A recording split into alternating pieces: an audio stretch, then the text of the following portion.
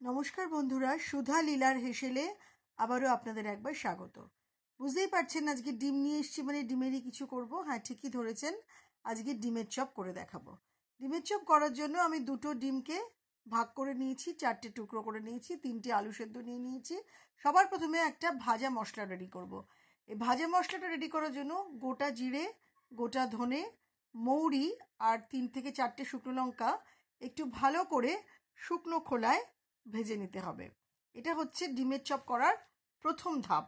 ফার্স্টে এই ভাজা মশলাটাকে আমাকে রেডি করতে হবে। তারপর আলু সেদ্ধটা মাখতে হবে চাট মশলা আর ধনেপাতা, নুন আর গোলমরিচ দিয়ে খুব ভালো করে চটকে চটকে মেখে নিতে হবে। আর ওই যে ভাজা মশলাটা আমি রেডি করেছিলাম, সেই ভাজা মশলার হাফ চামচ মতো এই আলু সেদ্ধ মাখার মধ্যে আমি দেব।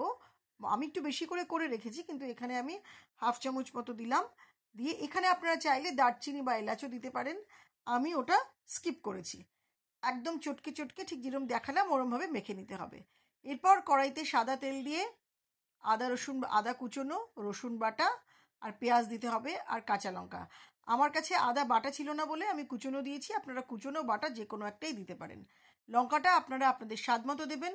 আর তারপরে পেঁয়াজ কুচোনো, খুব ভালো করে পেঁয়াজ কুচোনো, আদা রসুন বাটা বা কুচোনো আর কাঁচা লঙ্কা দিয়ে খুব ভালো করে তেলটার মধ্যে দিয়ে নেড়ে চেড়ে একদম ভালো করে ভাজবেন। তবে পেঁয়াজটা একদম পুড়িয়ে ফেলবেন না, মোটামুটি একটু ব্রাউন ব্রাউন কালার হলেই হবে।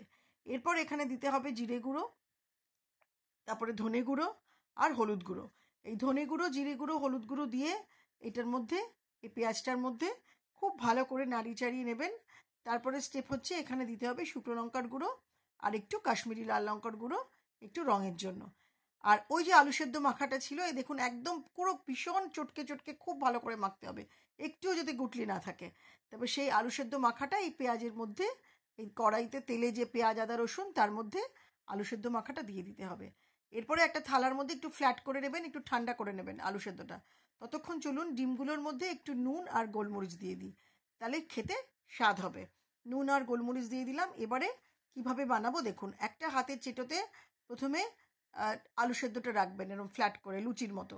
তারপরে তার উপর ডিমটা দেবেন, অর্ধেক ডিম দিয়ে আবার ওপর দিয়ে আলু সেদ্ধটা দেবেন, যেটা মাখা আলু সেদ্ধ যেটা আমরা রেডি করলাম কড়াইতে।